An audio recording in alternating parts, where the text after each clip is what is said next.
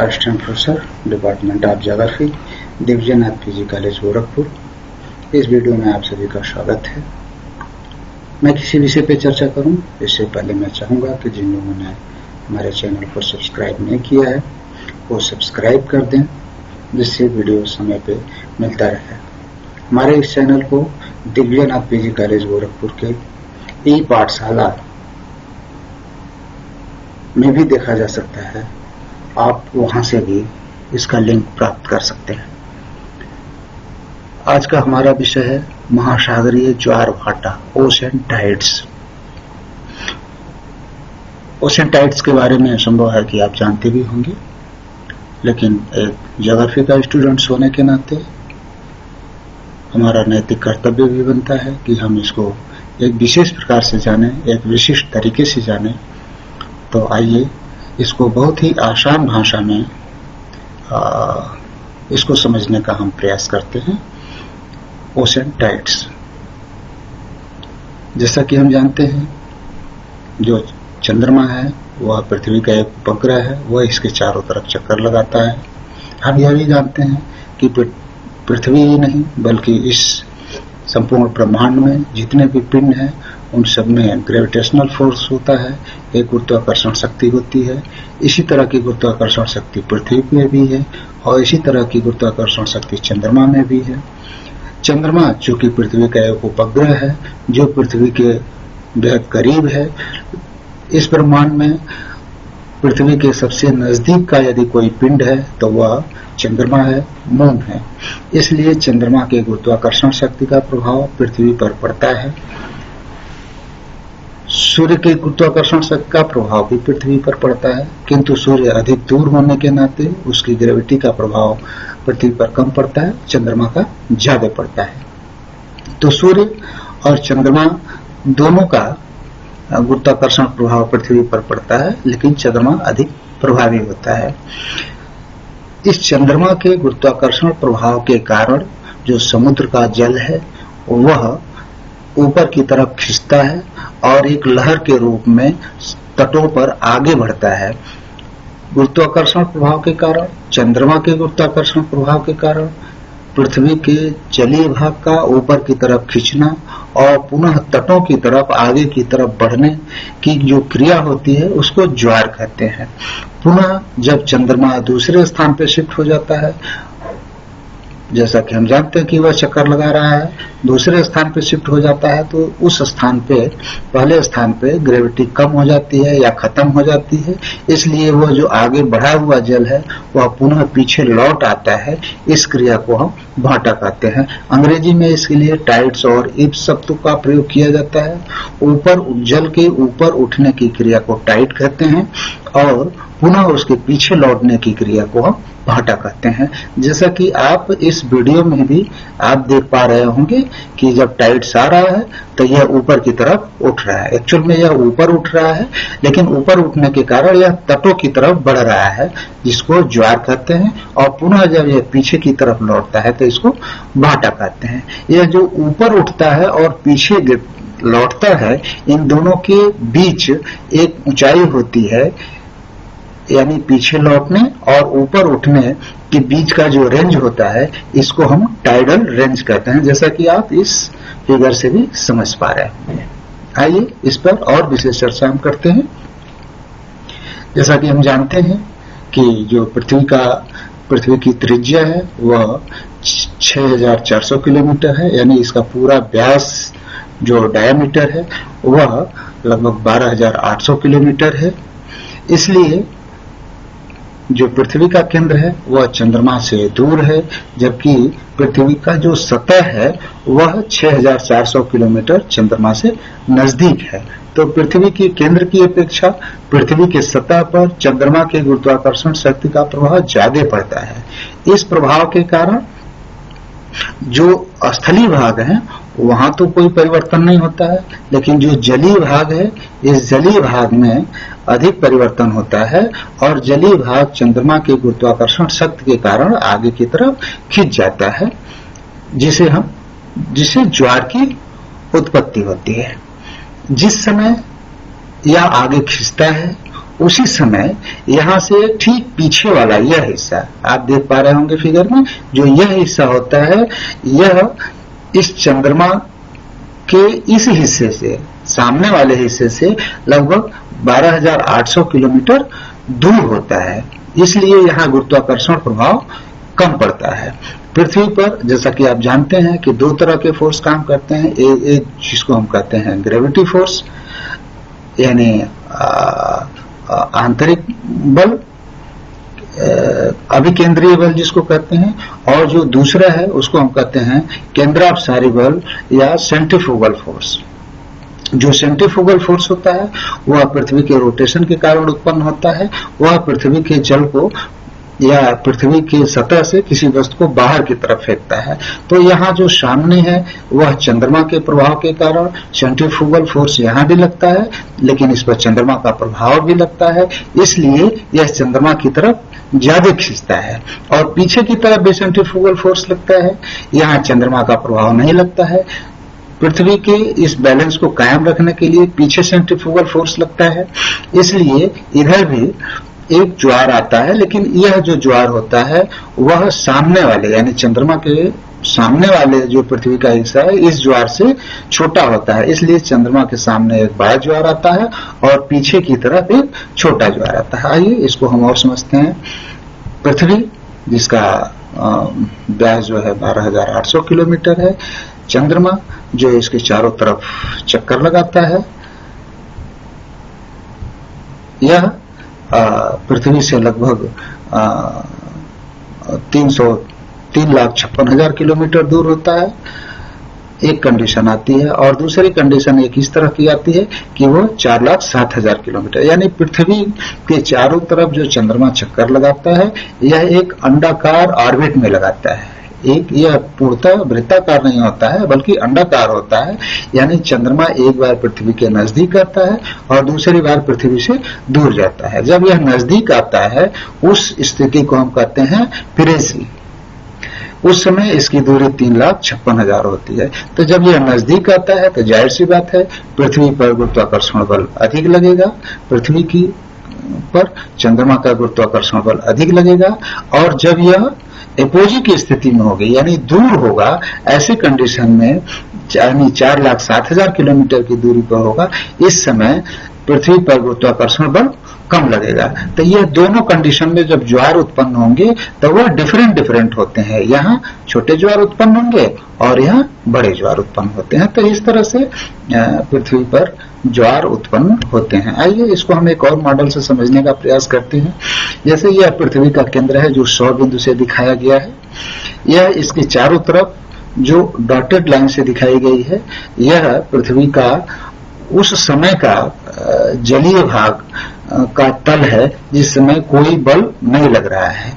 जब चंद्रमा का बल इस पे लगता है, चंद्रमा का गुरुत्वाकर्षण बल लगता है, इस समय यह जब आगे की तरफ उठता है, चंद्रमा की तरफ उठता है, इसलिए यह तटों की तरफ आगे की ओर बढ़ता है।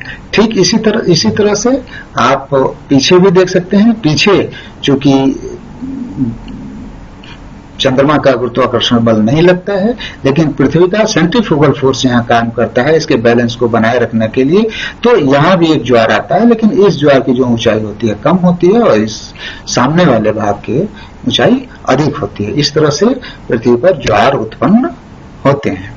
अब आइए हम देखें, पृथ्वी चूंकि 12 घंटे में, पृथ्वी 24 घंटे में अपना एक चक्कर लगाती है, तो जो ज्वार आते हैं वह हर 24 घंटे के बाद आना चाहिए, लेकिन रियल तौर पे ऐसा नहीं होता है, उनकी टाइमिंग कुछ चेंज होती है। पृथ्वी पर एक जगह जब ज्वार आ जाता है तो दोबारा उस ज्वार को आने में 24 घंटे का समय लगना चाहिए या 12 घंटे का समय लगना चाहिए, चूंकि पृथ्वी पर एक ही साथ दोनों सब तरफ ज्वार आता है, सामने वाले भाग में भी पीछे वाले भाग में भी, तो 12 घंटे का समय लगना चाहिए। लेकिन तो वह 12 घंटे का समय न लग करके लगभग 12 घंटे से ज्यादा समय लगता है, यानी 12 घंटे 26 मिनट का समय लगता है। उसका कारण क्या है? तो आइए हम इसको हम समझते हैं। देखिए, जो पृथ्वी है, यह पृथ्वी के चारों तरफ चंद्रमा गुरुत्वाकर्षण अपने ऑर्बिट में चारों तरफ घूमता है, ये मून। उसकी पहली कंडीशन यहाँ होती है और पहली कंडीशन यहाँ होती है, दूसरी कंडीशन यहाँ होती है, तीसरी कंडीशन यहाँ होती है। जिस समय पृथ्वी का यह हिस्सा चंद्रमा के इस हिस्से के सामने है, यानी चंद्रमा जब यहाँ है, पृथ्वी का यह हिस्सा इसके सामने है, जिस समय पृथ्वी एक चक्कर घूम करके और यहाँ आती है, तो यहाँ आएगी तो एक बार फिर निम्न ज्वार होगा। तो जब यहाँ आती है उस समय जो चंद्रमा है यहाँ से बढ़ करके यहाँ आ जाता है। तो जब यहाँ आ जाता है तो ऐसे कंडीशन में यह भाग इतना और चलना पड़ता है, चूंकि जो चंद्रमा है वह पृथ्वी का एक चक्कर लगभग 27 दिन में लगाता है। तो जिस समय पृथ्वी अपनी आधी चक्कर लगाती है उस उतने समय में जो चंद्रमा है इस पृथ्वी अपने ऑर्बिट का 2/55वां हिस्सा यानी 2/55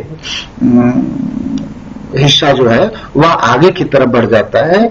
इसलिए चंद्रमा के सामने पुनः आने में, यहां से चल करके पुनः इसके सामने आने में उसको कुछ और चलना पड़ता है। यानी 24 घंटे में, जैसा कि आप देख पा रहे होंगे कि 24 घंटे में पृथ्वी एक चक्कर लगाती है और चंद्रमा इसका 2/55वां भाग और चल देता है। तो 60 घंटे में 60 मिनट होता है, तो 24 गुणे 60 जब करेंगे तो 60 मिनट हो जाएगा और 2/55वां हिस्सा चंद्रमा आगे चल देता है उतने समय में, 24 घंटे में, क्योंकि 27 दिन में वह एक चक्कर लगाता है पृथ्वी का।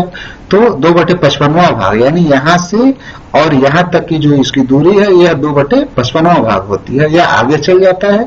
तो इतना दूरी पृथ्वी को अब और चलनी पड़ेगी, तब वह स्थान इसके सामने आएगा और पुनः वह ज्वार का अनुभव करना पड़ेगा। तो इतनी दूरी चलने के लिए हम यहाँ कैलकुलेट कर सकते हैं 24 और पुनः इसको हम मिनट में बदल देंगे तो 60 का गुणा कर देंगे और 2/55वां हिस्सा वह आगे चल देता है।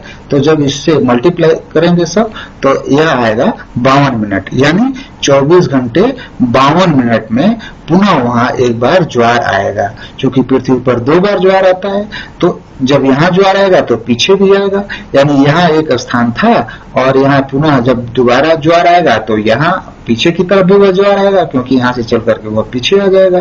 तो यहाँ जब ज्वार आएगा तो 12 घंटा हुआ, लेकिन तो उस समय चंद्रमा यहाँ से यहाँ आ जाएगा, यानी यह कंडीशन इस स्थिति में होगी। पहली कंडीशन यदि यह स्थिर रहता है तो यहाँ जब पृथ्वी का वो स्थान यहाँ आता है यानी ज्वार आ जाता है, लेकिन तो ऐसा नहीं होता है। तो इतना चलने में उसको पुनः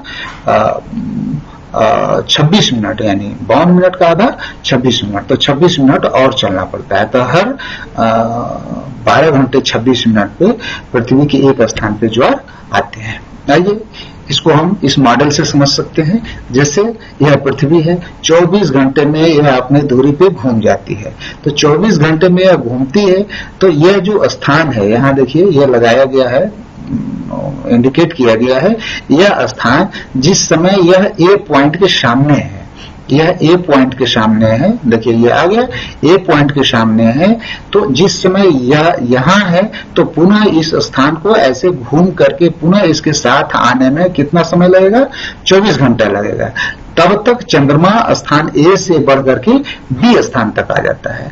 तो यह हिस्सा जो है पूरे इस ऑर्बिट का, यह जो चंद्रमा का जो ऑर्बिट है इसका कितना है? 2/55वां हिस्सा है। तो इतना दूरी चलने के लिए पृथ्वी को कितना टाइम लगाना चाहिए? 52 मिनट लगाना चाहिए। तो यह स्थान जब यहाँ से यहाँ 24 घंटे में पहुंचता है यहाँ, और यहाँ जब पहुंचेगा तो उसको 52 मिनट और चलना पड़ेगा। इस तरह 24 घंटे 52 मिनट के बाद जो पृथ्वी का एक हिस्सा है वह चंद्रमा के सामने आता है। इसलिए जब भी ज्वार आते हैं तो वह 52 मिनट की देरी से आते हैं, क्योंकि पृथ्वी पर 2 बार ज्वार आते हैं, एक सामने और एक पीछे वाला हिस्सा, यानी किसी भी स्थान पे 12 घंटे में ज्वार आएंगे तो चंद्रमा इतना चल देगा तो 52 मिनट का हिस्सा आधा क्या होता है? 26 मिनट। तो 26 मिनट की देरी से आएगा। तो उच्च ज्वार तो 24 घंटे 52 मिनट पे आएगा, लेकिन निम्न ज्वार आने में 12 घंटे 26 मिनट का समय लगेगा।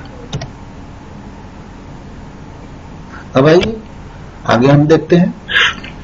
इस तरह से ज्वार आते हैं। ज्वार के प्रकार, जो ज्वार आते हैं हर समय एक साथ ज्वार नहीं आता है, कभी बड़े आते हैं, कभी छोटे आते हैं, इस तरह से ज्वार आते हैं। तो हम ज्वार के प्रकार को हम करते हैं कि ज्वार इस तरह से कई प्रकार के होते हैं।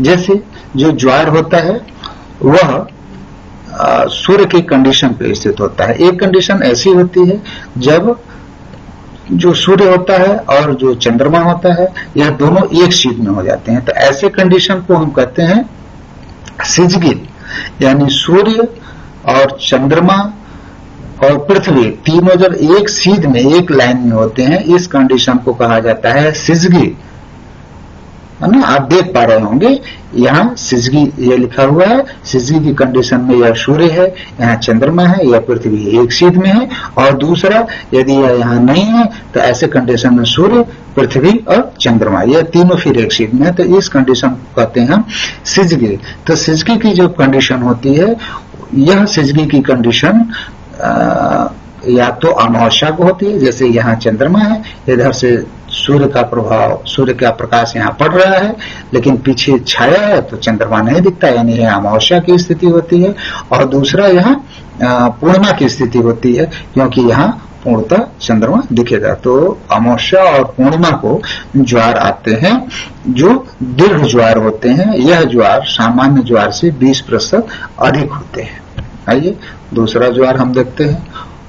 पूर्ण और दीर्घ ज्वार को इस मॉडल से भी आप समझ सकते हैं। जैसे यह पृथ्वी है, यह अपने ऑर्बिट पे तो घूम रही है, देखिए कितना अच्छा मॉडल है, अपने ऑर्बिट पे यह घूम रही है। यह चंद्रमा है, चंद्रमा अपनी ऑर्बिट पे रोटेट करता हुआ जब यहाँ पहुंचेगा तो यहाँ जब वो आएगा तो यह सिजगी की कंडीशन होगी, यानी यहाँ पूर्णिमा होगा, यानी फुल मून होगा, यहाँ आएगा तो यहाँ पूर्णिमा की कंडीशन देखिए, अब यहाँ आया तो यहाँ पूर्णिमा की कंडीशन, ये बिल्कुल एक शीट में हो गया, ये सिजगी की कंडीशन में था।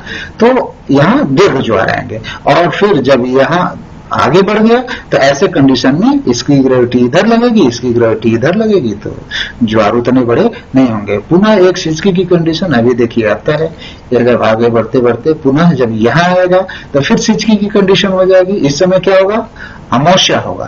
तो अमावस्या, क्योंकि सूर्य का प्रभाव यहाँ पड़ेगा तो यह अमावस्या होगा। इधर तो उजाला होगा लेकिन पृथ्वी से दिखेगा नहीं, और इधर अंधेरा होगा, यानी चंद्रमा। देखिए ये सिजगी की कंडीशन हो गई। और फिर दीर्घ ज्वार आएंगे। तो इस तरह से जो कंडीशन बनती है अमावस्या और पूर्णिमा को, यह दीर्घ ज्वार की कंडीशन होती है। आइए अगला हम पढ़ते हैं। और चूंकि जो मॉडल आपने जो ये मॉडल देखा, इसको आप कॉपी पे तो बना नहीं सकते, ये तो वीडियो हमने आपको दिखा दिया है, तो इसको हम कॉपी पे भी कैसे बनाएंगे। देखिए यहाँ जो है हम दीर्घ ज्वार को समझते हैं। यह कंडीशन है, यह पृथ्वी है, यह दिन का समय है, चंद्रमा यहाँ है, इधर से सनलाइट आ रही है, तो चंद्रमा के इस वाले हिस्से पे, पीछे वाले हिस्से पे सनलाइट पड़ रही है, तो इधर का चंद्रमा तो चमक रहा है लेकिन इधर का क्या है, अंधेरा है। यानी ये इसको हम कहते हैं न्यू मून। इस कंडीशन को, यानी अमावस्या के बाद से जब प्रथमा, द्वितीय, तृतीय, ऐसा आप जानते भी होंगे, अमावस्या के बाद से प्रथमा, द्वितीय, तृतीय, चतुर्थी ऐसे करके यहाँ तक गिनते हैं। उसके बाद से यहाँ पूर्णिमा हो जाता है और पुनः यहाँ से प्रथमा, द्वितीय होता है। तो जहां से प्रथमा, द्वितीय शुरू होता है अमावस्या के बाद, इस मून को हम कहते हैं न्यू मून। और यहाँ से जब यह पूर्णिमा की कंडीशन आ जाती है तो इसको हम कहते हैं फुल मून। तो जो न्यू मून होता है और फुल मून होता है, यानी अमावस्या और पूर्णिमा, इन दोनों कंडीशनों में सिजगी की कंडीशन होती है। इधर सूर्य होता है और फिर चंद्रमा होता है, फिर पृथ्वी। पुनः एक कंडीशन होती है, इधर सूर्य होता है, इधर पृथ्वी होती है और इधर चंद्रमा होता है। तो ये कंडीशन सिजगी की कंडीशन होती है। तो इस कंडीशन में दीर्घ ज्वार या स्प्रिंग टाइड्स आते हैं। यहाँ देखिए फिर इसी को समझाया गया है। सन है या न्यू मून है, अर्थ है, सिजगी की कंडीशन में है। पुनः यह चल करके यहाँ से यहाँ आ गया, फुल मून हो गया, यानी पूर्णिमा की रात हो गई, पूर्णिमा हो गया। और इस पूर्णिमा में पुनः सिजगी की कंडीशन हो जाती है और यहाँ दीर्घ ज्वार आते हैं। इसको आप कॉपी पे बना सकते हैं। आइए दूसरे अगले ज्वार के बारे में पढ़ते हैं। जो अगला ज्वार है इसको हम कहते हैं लघु ज्वार या नीप टाइड्स। जब सूर्य और चंद्रमा एक समकोण पे होते हैं तो समकोण की कंडीशन में छोटे ज्वार आते हैं। जो पहला कंडीशन आपको हमने बताया वो बड़े ज्वार का, और इसमें छोटे ज्वार आते हैं। जैसे सन यदि यहाँ है इस कंडीशन में है, और जो मून है वो इस कंडीशन में यहाँ है, और पुनः मून यहाँ है, तो यह क्या बनाता है, यहाँ से लेकर के एक समकोण बना रहा है। समकोण की स्थिति में जब हो जाएगी तो यह दोनों, ये अपनी तरफ खींचेगा जल को और यह अपनी तरफ खींचेगा, यानी ग्रेविटी वो बढ़ जाती है, कम गुरुत्वाकर्षण शक्ति लगती है। तो इस कंडीशन में जब ज्वार आते हैं तो उनको हम कहते हैं नीपटाइड्स या लघु ज्वार। यह जो ज्वार आते हैं, जो दीर्घ ज्वार आते हैं, उनसे जो है 20% छोटे होते हैं या कम होते हैं। यह कब आएंगे, किस स्थिति को आएंगे, अंदाजा लगाइए कब आएंगे। यहां रहता है अमावस्या, इधर आ जाएगा तो पूर्णिमा, तो यह कब होगा, अष्टमी को, सप्तमी और अष्टमी को, क्योंकि 14 दिन 28-27 दिन में लगभग घूमते हैं, तो लगभग 27 साढ़े 27 दिन लगता है घूमने में। तो यह कब आएगा, 14 दिन लगेगा, तो सप्तमी अथवा अष्टमी को। इस तरह की कंडीशन होती है कि या तो मून यहां होता है, यदि मान लीजिए कि यहाँ फुल मून है तो वह सप्तमी या अष्टमी को यहां आ जाएगा, और यदि यहाँ न्यू मून है यानी अमावस्या है तो वो यहां आ जाएगा। तो हर शुक्ल पक्ष और कृष्ण पक्ष के सप्तमी और अष्टमी को निम्न ज्वार आते हैं, जो 20% छोटे होते हैं सामान्य ज्वार से। आइए तीसरा हम करते हैं लघु ज्वार को। आइए फिर इसी कंडीशन से समझ लेते हैं इस वीडियो से। यह जो चंद्रमा है अपनी ऑर्बिट पे घूमता हुआ, यहाँ था सिजकी की कंडीशन में, अब देखिए यहाँ पहुंचाया, यह इस समय की कंडीशन, यह कंडीशन है, तो यहाँ से 90 डिग्री का कोण बन रहा है, यानी यहाँ कब पहुंचेगा, सप्तमी अथवा अष्टमी को। तो यह समकोण की कंडीशन में होगा। चंद्रमा की गुरुत्वाकर्षण शक्ति इधर लगेगी और सूर्य की गुरुत्वाकर्षण शक्ति इधर लगेगी, तो दो तरफ गुरुत्वाकर्षण शक्ति लगेगी, तो ज्वार जाहिर सी बात है छोटी आएगी। पुनः यहाँ क्या हो गया, फुल मून हो गया, यह पूर्णिमा की रात हो गई, पूर्णिमा हो गया, और पुनः यह चंद्रमा और जब यहाँ आएगा सप्तमी और अष्टमी को, कृष्ण पक्ष में, यहाँ कृष्ण पक्ष हो जाएगा। तो कृष्ण पक्ष में जब सप्तमी और अष्टमी को देखिए, ये यहाँ आया, ये यहाँ आ गया, तो इस समय लघु ज्वार हो जाएगा, क्योंकि यह इधर खींचेगा और यह इधर खींचेगा। तो इस तरह से ज्वार जो आते हैं उनको नेप्टाइड्स कहते हैं। अब देखिए दूसरा ज्वार होता है जिसको हम कहते हैं आयन वृत्तीय ज्वार। आयन वृत्तीय ज्वार, जैसा कि हम जानते हैं कि पृथ्वी अपने ध्रुव पर झुकी हुई है, इसी तरह से चंद्रमा भी झुका हुआ है।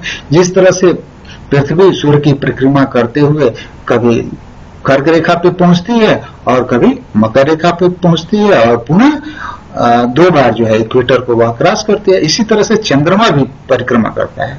तो चंद्रमा परिक्रमा करते हुए, पृथ्वी की परिक्रमा करते हुए जब कर्क रेखा पर रहता है, तो कर्क रेखा के समवर्ती भागों में ज्वार कुछ बड़े आते हैं मकर रेखा की अपेक्षा, और जब यह पुनः गति करता हुआ मकर रेखा पर आ जाता है तो कर्क रेखा यानी कैंसर की अपेक्षा कैप्रिकॉर्न पे, मकर रेखा पे कुछ ज्वार बड़े आते हैं। तो जब यहां रहेगा तो उसको कैप्रिकॉर्न, और यहां रहेगा तो कैंसर यानी कर्क और मकर रेखा। तो यहाँ बड़े ज्वार आएंगे, यहाँ छोटे ज्वार आएंगे, और जब इक्वेटर पे रहेगा दोनों तरफ बराबर ज्वार आएंगे। तो इस तरह से पृथ्वी की परिक्रमा करते हुए चंद्रमा के कर्क और मकर रेखाओं पर पहुंचने पे जो ज्वार का अंतर आता है, इसको हम कहते हैं आयन वृत्तीय ज्वार। आइए अगला हम देखते हैं उभु अभु ज्वार। जैसा कि आपको हमने पीछे भी बताया कि जो चंद्रमा है वह चंद्रमा एक अंडाकार ऑर्बिट में पृथ्वी के चारों तरफ चक्कर लगाता है, इसलिए वह पृथ्वी के कभी दूर रहता है और कभी नजदीक आता है। जब दूर रहता है उसको अभु कहते हैं, और जब नजदीक आता है तो उसको उभु कहते हैं। तो अभु की कंडीशन 4,07,000 किलोमीटर दूर होता है, उभु की कंडीशन 3,56,000 किलोमीटर होता है, यानी दोनों की दूरियों में लगभग 50-49,000 किलोमीटर का अंतर होता है। तो इस अंतर के कारण जब यह नजदीक होगा तो यहाँ बड़े ज्वार आएंगे, और जब यह दूर होगा तो छोटे ज्वार आएंगे। तो अभ्भू और उभ्भू, इस प्रकार चंद्रमा के दूर अथवा अधिक होने से जो ज्वार छोटे और बड़े आते हैं उनको अभ्भू और उभ्भू ज्वार कहते हैं। आइए अगला हम देखते हैं दैनिक ज्वार। जो ज्वार सामान्य लोग जानते हैं वह यही है, यह चंद्रमा है जो पृथ्वी के चारों तरफ चक्कर लगा रहा है। इस पृथ्वी के चारों तरफ जब चक्कर यह लगाता है, सामान्य कंडीशन होती है, यानी अमावस्या और पूर्णिमा नहीं है, अभ्भू नहीं है, अयन वृत्ति ज्वार नहीं है, तो बाकी जो शेष बचता है, देखिए चंद्रमा जहां जहां जा रहा है यह ज्वार बन रहे हैं, तो इसको हम दैनिक ज्वार कहते हैं। यह दैनिक ज्वार एक स्थान पे 12 घंटे 26 मिनट पे आता है, और एक बार दीर्घ ज्वार आता है और एक बार निम्न ज्वार आता है, जैसा कि पीछे भी हमने समझाया। और 24 घंटे 52 मिनट पे एक बार बड़े ज्वार आते हैं, लेकिन तो जो दैनिक ज्वार आते हैं वो 24 घंटे में 2 बार आते हैं, जैसा कि आप देख भी पा रहे होंगे। आइए अगला हम समझते हैं अर्धदैनिक ज्वार। कुछ स्थान ऐसे भी होते हैं स्पेशल इस पृथ्वी पर जहां की दिन भर में 2 बार ज्वार आते हैं, पूरे दिन में 2 बार ज्वार आते हैं। उसको हम इस मॉडल समझ सकते हैं। जैसे यहाँ यदि एक सी स्थान है और बी स्थान है, यह दोनों जलीय भाग हैं, और ए स्थान है जहां ज्वार का हमको अनुभव किया जाना है। तो जिस समय चंद्रमा इस बी स्थान पर होगा उस समय इधर से जल उठ करके और इधर आगे की तरफ बढ़ेगा, तो यहाँ ज्वार आएगा। पुनः चंद्रमा यहाँ से यहाँ चलाएगा तो यह जल भी उठेगा, यह भी आगे की तरफ बढ़ेगा, तो यहाँ 2 बार ज्वार होगा। तो जिन स्थानों पे 2 बार ज्वार आते हैं और दोनों की ऊंचाई बराबर होती है उनको हम कहते हैं अर्धदैनिक ज्वार, सेमी डेली टाइड्स कहते हैं। अब आइए हम देखते हैं अर्धदैनिक ज्वार 2 बार आते हैं।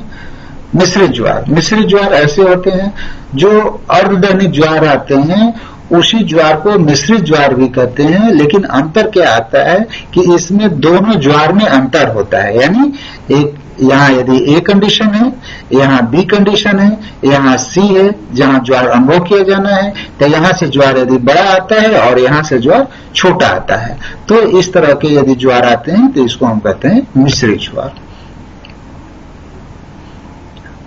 संभव है कि आपको यह वीडियो पसंद आया होगा।